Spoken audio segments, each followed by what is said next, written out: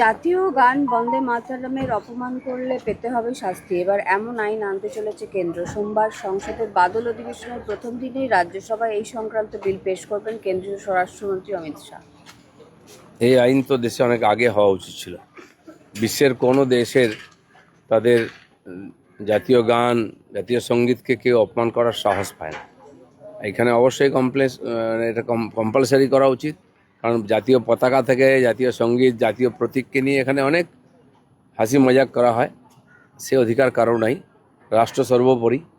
এটা আমাদেরকে শেখাতে হবে, আর যে মানবে না তার জন্য আইনি ব্যবস্থা হবে। বঙ্গে মহারাষ্ট্রের এটিএস মডেল এবারে দেখুন, যে সরকার যে কাজ করে সফল হয়েছে সেগুলোকে আমরা এখানে প্রয়োগ করব, কারণ এখানে কোনো মডেল নেই। যে যা ইচ্ছা করতে হয় এরকম মডেল, সেটা চলা উচিত নয়। সেজন্য আইন শৃঙ্খলা প্রতিষ্ঠিত করা, প্রশাসন সুচারুরূপে চলবে, এরকম যা বিভিন্ন রাজ্যেতে হয়েছে সেটা এখানেও ব্যবহার করবো আমরা। বিধানসভায় আজকে তিনটি বাজেট, স্বাস্থ্য বাজেট, পঞ্চায়েত বাজেট, পরিবহন বাজেট, কি চমক থাকছে? এই সপ্তাহটা পুরো বাজেট ডিপার্টমেন্টাল বাজেট হবে। পিছিয়ে গেছে 10-12 দিন, এটা আগে হওয়া উচিত ছিল। সেই জন্য সরকার অলরেডি বাজেটেতে আমাদের মাননীয় অর্থমন্ত্রী ঘোষণা করে দিয়েছেন বিভিন্ন বিভাগকে যেভাবে বন্টন করেছেন অর্থ, এটা তো ঐতিহাসিক, এর আগে এত হয়নি। ভাতা থেকে আরম্ভ করে কর্মচারীদের বেতন বাড়ানো, সবাই খুশি আছেন। তো ডিপার্টমেন্টাল বাজেট যেটা, অনেক ডিপার্টমেন্ট যেগুলো, যেমন আমাদের পঞ্চায়েত ডিপার্টমেন্টে জিরামজির কাজ শুরু হয়েছে। আগে নারেগা ছিল, 4 বছর ধরে বন্ধ ছিল। এই ডিপার্টমেন্টে কোনো কাজই হতো না এই বিষয়ে। 14,000 কোটি টাকার বেশি তাতে আমরা খরচা করব। তো তার জন্য বন্টন হবে। এই ধরনের গুরুত্বপূর্ণ বিষয়, সমস্ত বিভাগের বাজেট ক্লিয়ার হয়ে যাবে আজকে। আর সবাই নিশ্চিন্ত থাকুন, খুব ভালো বাজেট হবে। নিয়োগ নিয়ে কি কিছু আজকে বলা হবে পঞ্চায়েত নিয়োগটা নিয়ে? সেটা সরকার যথাসময়ে নোটিফিকেশন জারি করবে। আর কথাবার্তা চলছে, তার জন্য আমাদের কিছু বিল আনতে হচ্ছে, ল অ্যামেন্ডমেন্ট করতে হচ্ছে। যে এখানে জেলায় জেলায় নিয়োগের ব্যবস্থা ছিল, সেটাকে চেঞ্জ করে পিএসসির মাধ্যমে করার জন্য একটা আলাদা নোটিফিকেশন পরে জারি হবে। আপাতত বাজেট নিয়ে চলছে এবং শেষে কিছু বিল পাস হবে। ম্যানগ্রোভ অরণ্য নষ্ট করে কোথায় কোথায় রিসর্ট তৈরি হয়েছে এবং কার কার মালিকানায় তৈরি হয়েছে, বিগত তৃণমূল নেতা মন্ত্রীদের প্রভাব কতটা ছিল, এ বিষয়ে এ বিষয়ে জানতে অডিটের সিদ্ধান্ত। নতুন করে ফাইল খুলে রিসর্ট ধরে ধরে অডিট করার নির্দেশ বনমন্ত্রী মনোজ রাওয়ের। এবার কি তাহলে ম্যানগ্রোভে বুলডোজার চলবে? দেখুন, বহু ফরেস্টের জায়গাতে দোকানপাট, বাড়ি, হোটেল হয়ে গেছে। হোটেল নদীর ধারে, সমুদ্রের ধারে, ইরিগেশনের জায়গায় এগুলো অবৈধভাবে নির্মাণ হয়েছে, যাতে আমাদের এই যে দুর্যোগ হলে অসুবিধা হয় তার সুরক্ষা দেওয়া যায় না। নদী বাঁধ ভেঙে যাচ্ছে, লুট হয়ে যাচ্ছে। বহু কাজ বহুদিন ধরে হয়ে এসেছিল অনৈতিকভাবে।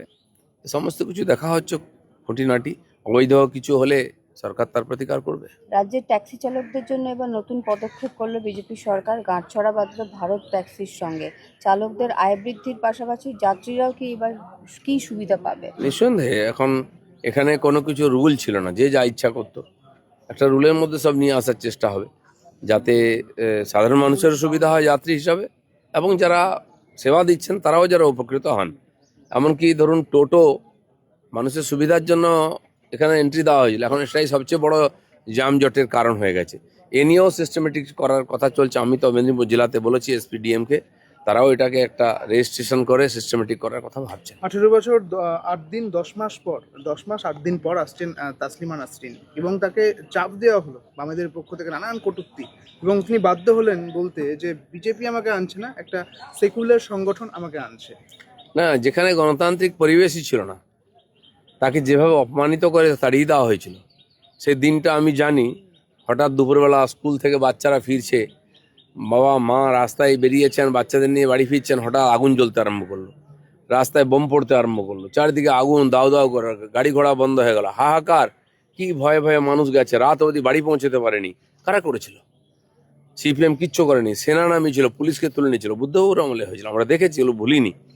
এই ধরনের একটা গত 2-3 বছর বাংলাদেশে যা চলেছে তার চেয়েও খারাপ অবস্থা ছিল এখানে। টিএমসিও ঠিক সেই রাস্তায় হেঁটেছে।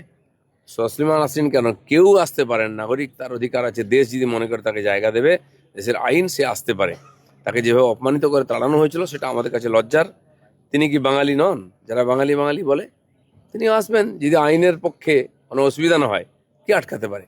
আর যারা করেছিল তারা আজকে নিশ্চিহ্ন হয়ে গেছে। তিনি আবার বলছেন যে কেরালাতে এই বাম সরকার থাকাকালীন তিনি অনুষ্ঠান করে গিয়েছেন। বাংলাতে কিসের প্রবলেম প্রশ্ন তুলছেন তিনি নিজে। বাংলাটা পুরো উগ্রপন্থীদের হাতে চলে গেছে। সিপিএম বলুন, টিএমসি বলুন, পুরোপুরি ওদের হাতে ছেড়ে দিয়েছিল, মৌলবাদীদের হাতে। তাই এই অবস্থা, আইন ব্যবস্থা কিছু ছিল না। সরকার জারি থাক, আইন ব্যবস্থা কেন থাকবে না?